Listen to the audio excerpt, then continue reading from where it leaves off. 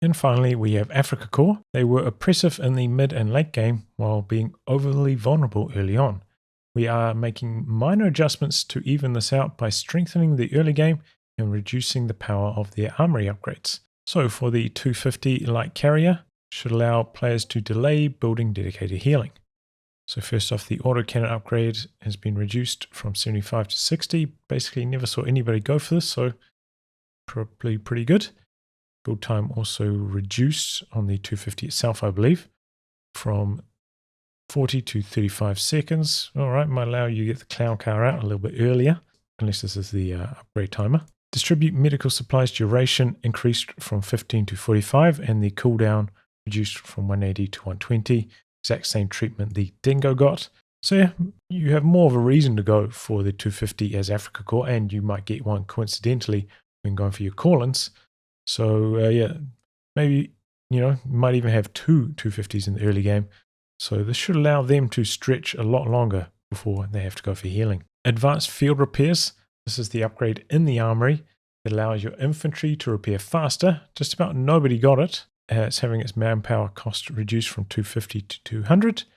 Booby trap is having its armor reduced from 35 to 1. So this should allow pretty much anything to trigger the booby trap. I suppose previously, maybe like attack rounds from some of the lighter vehicles wouldn't actually have triggered the booby traps, but now a stiff breeze is going to trigger it. Emergency repair kits. This is what allows your vehicles, when they're out of combat and stationary, to heal themselves. This is what everybody got instead of this. That's being nerfed from 250 to 325, probably a sensible change. Fire support elements. Cost reduced from 150 manpower, 45 fuel to 100 manpower and 40 fuel. I believe in one of the earlier patches this actually got nerfed up to this value. Now, I think it's only a partial revert. I think it used to cost maybe a little bit less fuel. I think still 100 manpower. Basically, nobody was going for this after the nerf. So definitely needed to change. I think mainly the reason why it got nerfed was not because of how strong it was and what it unlocked for you, but more kind of the Frankenstein tech that allowed you to go for to unlock units earlier. So yeah, I don't know. We'll see how it gets on here. The Flak 36 88mm anti-tank gun is having its build time increased from 30 to 45 seconds. And that's kind of just bringing it in line with other anti-tank guns, right? That all have now 40-second build times. Probably a fine change. The Flakvierling, I don't know if I'm pronouncing that right. It's been so long since I've seen it, I haven't really had to talk about it. Is having its effectiveness increased to better reflect its timing and role as a low durability but high firepower unit. So it's having its accuracy increased at all ranges, but 6% at long range. Big change there. Angle scatter reduced, from 8 to 3. That is really low scatter now. Combined with the accuracy change, this thing should be really strong, especially against infantry. Burst duration increased. Really long burst now. Oh my god. It's like having its burst length doubled. So if you're unfamiliar with what burst length actually is, it's kind of like how long the gun fires before it has to, stop and go on cooldown or reload. So now it's going to be firing just way longer every time it fires, less downtime. So it's going to be way more lethal, all these changes combined. Its cooldown has also been reduced by 1 second-ish. So its uptime is going to be crazy. These two changes combined. Wow. But the long-range cooldown multiplier increased by 50%. Okay. So when it's firing long range, its cooldown is going to be longer. So I guess they're trying to keep the performance cooldown-wise similar in long range, but if you want to drive this thing into point blank against the enemy, it should really shred the infantry super fast. Well, yeah, this thing getting a lot of buffs, fire support, access to it's going to be easier, and massive changes here. I would expect to see a lot more of these, especially, against Brits. Now that the AT rifles have a reduced range, Flakvierling will be able to outrange them. So yeah, I could definitely see this being used a lot more. So having a look at the changes to the Flakvierling, and it does start with the gun facing this direction. But unlike the old US Forces anti-air half-track from Code 2, you can shoot it straight forwards. There's not like a dead zone on the front of it, so you don't always have to back it in to battle. You can just shoot the gun straight through the front windscreen and straight through the driver. So, you know, it's a bit of fun. Alright, so we're going to have a look at its long-range performance here. We're pretty close to its max range. This squad of riflemen with no upgrades. Let's see how long it takes to suppress, kill. Most, you know, it's got longer burst links now, long range. But the cooldown, with the long-range cooldown, should be pretty similar. So it's a pretty fast time to suppress out in the open there. Interesting. It seems like, at least visually, a lot of these shots are landing short of the target. From the patch notes, right, I think it was angle scatter that changed, which is kind of like scattering to either side, not the distance scatter, which would be here. It's like scattering short. There would be distance scatter rather than angle scatter, which would be to like either side of the unit. Still looks pretty consistent with its damage, but it's not going to absolutely monster a unit. Just wipe it long range super fast. So let's have a look at the Flakvierling's close range performance. This is what got buffed up the most. Kind of, you know, if you want to take a gamble, say you think they haven't teched anti-tank raids and you really want to kill the squad fast, or maybe, you know, you're driving into like the other side of cover on them, trying to really take it to them quickly. Let's see how it goes up close.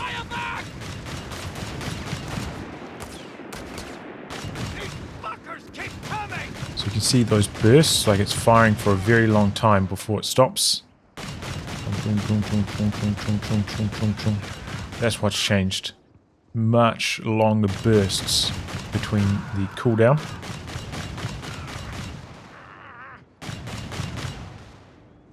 So it still seems like, in terms of like raw killing power, maybe worse than the 8-rad, but not by a massive margin. Worse than maybe like a Humber, something like that. But still, when you tack on that it's got suppression on top of that, you know, it gives it a lot more utility, as well as potentially some anti-air mode, and still enough firepower, I'd say, to beat some of the other vehicles in this phase of the game. So yeah, that's the new Flakvierling.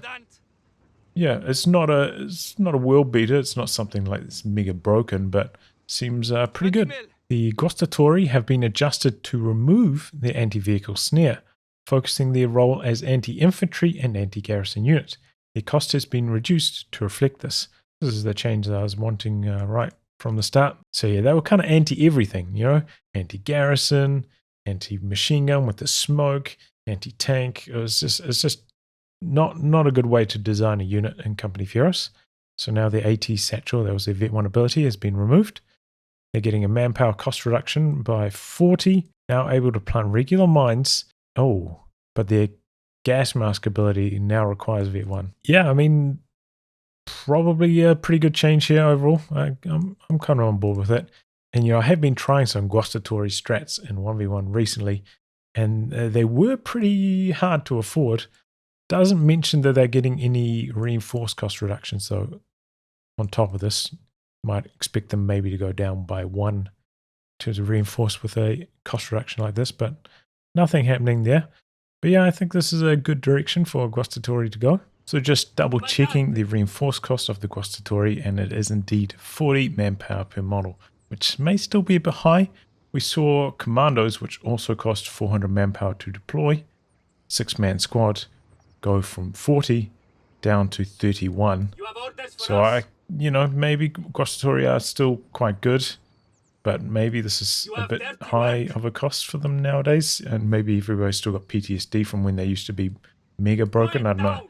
But I could have maybe seen a manpower cost reduction here by 1 or 2. Either way, not a big deal, but thought it was worth mentioning and comparing it to the commandos that got a big buff this patch. The Krutzschützen motorcycle team is having its build time reduced to improve the standard Afrika Korps openings that include Panzergrenadiers. So it's having its build time reduced from 35 to 30 seconds. think they nerfed it up to 35 seconds from 20 seconds, right? So they're doing like a partial revert on that, which I think is good. It did feel like it took too long to build. Probably fine at 30 seconds. Maybe could go to 25, but it's fine. This is a good change overall. The L6/40. The armor has been increased, pushing this unit towards a low health vehicle that is immune to heavy machine guns and small arms. So the armor is increased from 40 on the front to 50, 15 on the rear to 25. I believe in Company of Heroes 3 to be immune to small arms, you needed 35 armor. So I don't know if they've changed like the thresholds on small arms and penetration immunity and whatnot, but might not be fully immune to small arms, but feasibly, at least on the front and the sides it will be. So, all right. And then the flamethrower munitions cost has been reduced from 75 to 50. So I actually did a test on this maybe about 2 weeks ago. And I found that out in the open on flat terrain, the L6's, like cannon was actually better against infantry than the flamethrower. So yeah, it didn't make a lot of sense. So this is a good change. I suppose the flamethrower is maybe more consistent, especially maybe against units that are behind cover and stuff. So it does serve a bit more of a role here, but still might still need a slight tweak to become more relevant because, yeah, as I said, I felt like the cannon, at least in best case scenarios, was better against infantry in terms of time to kill and can actually fight back against enemy light vehicles as well. So don't know if this is going to be enough for the flamethrower to become relevant, but either way, good to see this getting some buffs because kind of bad. The LEIG is having its build time reduced from 61 to 45 seconds. Seems like a reasonable change to me. The MG34 HMG is having its build time changed to a flat 30 seconds. Doesn't say if this is an increase or decrease. The PAK-38 anti-tank gun is having its manpower cost reduced from 290 to 260. Probably makes sense with its performance compared to other anti-tank guns. Though, with anti-tank guns probably being very powerful at the moment. Alright, well, seems fine. The Panzerjäger tear gas shot ability no longer creates a white phosphorus cloud explosion effect. Performance is unaffected. Sure. Panzergrenadier squad build times are being reduced to improve the standard Afrika Korps openings that include Panzergrenadiers. So reduced by 5 seconds per unit. Should help you to get off a stronger start. Should especially be useful against like US Forces Pathfinder openings. This kind of change. Rapid Advance. This is another armory upgrade. This is the one that makes your vehicles faster and allows them to cap territory. It's having a cost increase from 250 to 325. I mean, it's a pretty powerful ability. Probably makes sense. Stug D assault gun is having some buffs here to its mobility, bringing it in line with the Stug G that we saw earlier and the Wehrmacht Stug D. But it's having its vet ability, right? This is a vet 1 ability. Range reduced from 60 to 45. That's a pretty big change.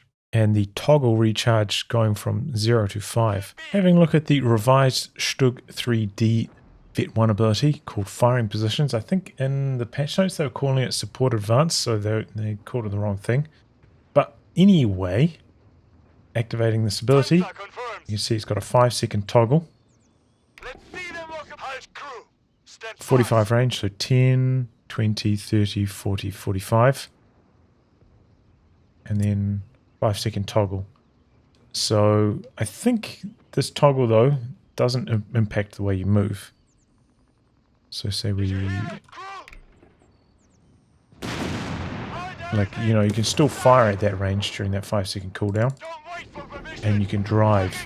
It's not going to like impact your performance. It just means you can't toggle it on and off like rapid shots.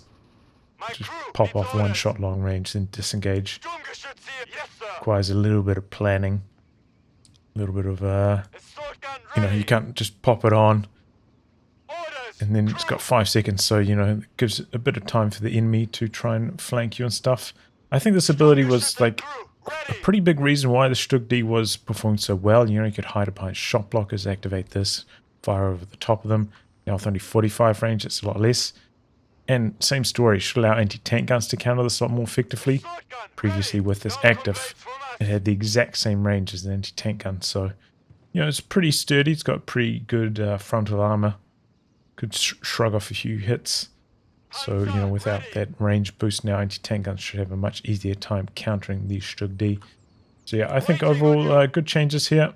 Definitely this ability was quite broken before. So I just wanted to double check this. You can see if I hit attack ground, there's this extra circle. I can't attack ground out to that point. This is the max range here, right on the edge of the white circle. But why is there this second circle a little bit further away? Well, if we change this to become an enemy unit, you see the machine gun can still fire quite far out. We'll try and move this guy a little bit further away.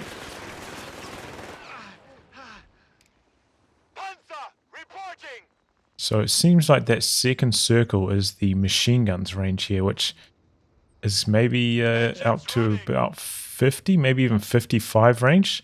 So it seems a bit unusual that the machine gun can fire so long range. I mean, MG42 heavy weapon team can only fire 45 range, so I think they maybe forgot to change this or didn't apply things properly, but probably this needs to be reduced in range as well. The tungsten rounds are having the damage bonus removed as they added too much passive power for Afrika Korps vehicles against infantry and vehicles. Penetration bonuses have been slightly increased to compensate. So the damage bonus has been removed and the pen bonus has gone up by 5% to 20 to 25%. I mean, this bonus was definitely too strong. I felt like, you know, turn 8-rad into a white machine, and it was too good. But I could maybe imagine it where it would be balanced if they just made it so the bonus didn't apply to infantry at all and just to vehicles. I think that would be a viable option. I think with just the pen bonus, it's going to not see much use, if I'm honest. Maybe if you're going for like a Panzer III spam strat and you're trying to fight against Sherman, something like that, I could see you kind of needing it, but apart from that, I think we'll see tungsten rounds not used that often anymore. The vehicle survival package, this is the one that gives your vehicles smoke and a health bonus. That health bonus has been reduced from 80 to 40. They say that this is going to try and change things so they can survive one additional extra shot rather than two.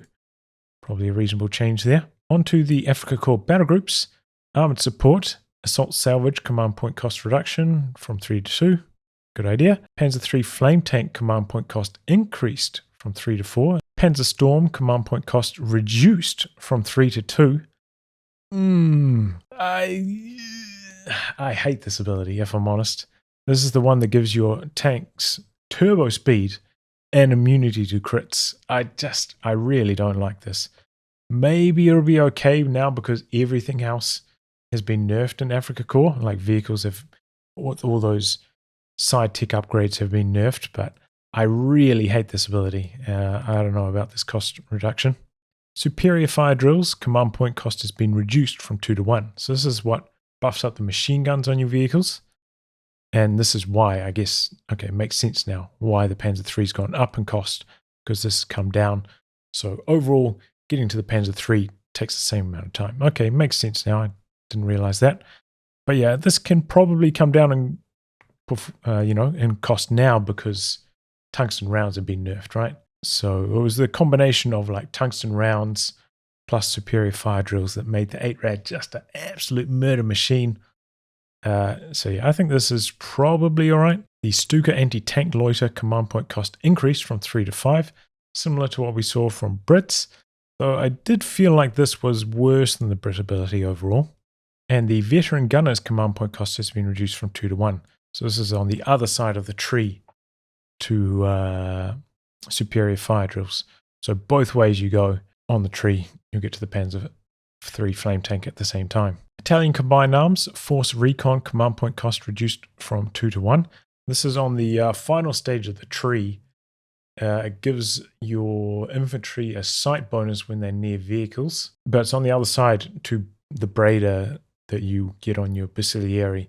So basically nobody was going for this, so it's getting cost reduction here. I think it makes sense. I think we'll see still most people go for the Breda, but makes it a little bit more appealing. And secure location also this is on the other side of the tree to Battlegroup getting 1 extra man. So nobody was going for it. That's also getting a cost reduction. This allows your units to cap faster when they're near a vehicle. So yeah, these underwhelming units compared to the Battlegroup buffs are getting boosted up here. Probably still not going to see much play, but good changes nonetheless. I do worry a little bit about Afrika Korps in the late game after all these changes. I think they're maybe going to run into a little bit of a manpower logjam. With bars getting buffed, they'll struggle against US Forces riflemen. Vehicles getting so many of these late game nerfs. I do worry about their late game performance now. I think they might be a touch underpowered, but I guess we'll have to wait and see. Overall, I think a lot of good changes this patch. A lot of things heading in the right direction at least. And, it's an interesting way they've gone about things. Instead of patching the game piecemeal and throwing a bone to us players who are actually playing the game, they kind of wanted to go for one big patch all in a big lump, which is an interesting way to go about things. I could understand that if the game was more developed, maybe in a year's time, sure. But when the game was, just launched, feeling quite imbalanced as the player, it really takes a toll on you mentally that, there's just no balance changes for so long. So, it gave them some flexibility. They didn't have to worry about the balance, trying to balance all the factions, doing a small dose of changes here and there and there. They don't have to worry about the balance, in that regard, trying to balance things in stages. But as the player base, when the game was so imbalanced, it just felt bad. So, I don't mind these kind of big patches once, the game is more developed. But, when the game was just launched, it was a big blow, not the way I would have gone about things. But, very happy we got a balanced patch. Going to shake things up a lot, and I'm excited to try and play it. And a quick look at the bug fixes here. The Dingo is now properly affected by train center upgrades. Martyrs would take additional damage on rear hits. I didn't even know that happened. Improvised armor did not apply to Shermans. From what I hear, this is actually still bugged. It doesn't work at all. Mines would suppress retreating units. I was wondering if that was intentional or not, because you'd see a retreating unit hit a mine, and then they'd run really slow over it, giving you a much better chance of wiping them with your units that were nearby. I thought that might have been intentional, but apparently not. Fixed an issue where paratrooper carbines did not ignore cover at short range. Good to see that's getting changed. Point blank mechanic. Commando grenade had minimum range. Didn't know about that. But, we'll be seeing a lot more of them after their reinforced cost reduction. Training center upgrades would not apply. Fixed an issue where the Wehrmacht 8-Rad did not share the same mobility or autocannon stats with its Afrika Korps counterpart. Good to see that being brought in line. I think we did see a little bit of that in the patch notes as well. There was an issue with the white phosphorus rounds for the MG42. They would cause a blind effect on vehicles. Didn't know about that. And Vet 3 was not providing correct bonus to anti-tank guns. Sure. Regal mines now properly camouflage and trigger. I think they ninja fixed that in an earlier patch anyway. If you enjoy these videos and want to see me continue producing them, I hope you consider coming on board as a Patreon backer.